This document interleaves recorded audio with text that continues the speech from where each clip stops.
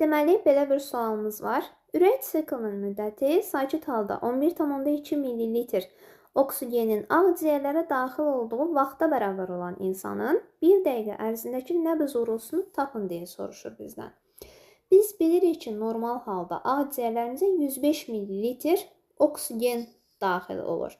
Bu 105 ml hardan tapdığımızı bilmirsinizsə, ona da qısaca nəzər yetirək. Biz bir tənəffüs hərəkətində 500 ml hava qəbul edirik. Bu 500 ml 100%dir, ümumidir. Bunun 21%-i düşür oksigenin payına. Buradan tapa bilərik ki, 21% neçə milliyə uyğun gəlir? Nəyə uyğun gəlir? 105 ml oksigen. Deməli, 500 ml ümumi havanın 105 millisi oksigendir. Bu 105 ml oksigen neçə saniyədə qəbul olunur? 105 ml oksigen 3,75 saniyədə qəbul olunur. Bunu necə tapdıq? 1 dəqiqədə, yəni 60 saniyədə 16 tənəffüs hərəkəti ediriksə, bir tənəffüs hərəkətini də deməli 3,75 saniyədə etmiş olacağıq.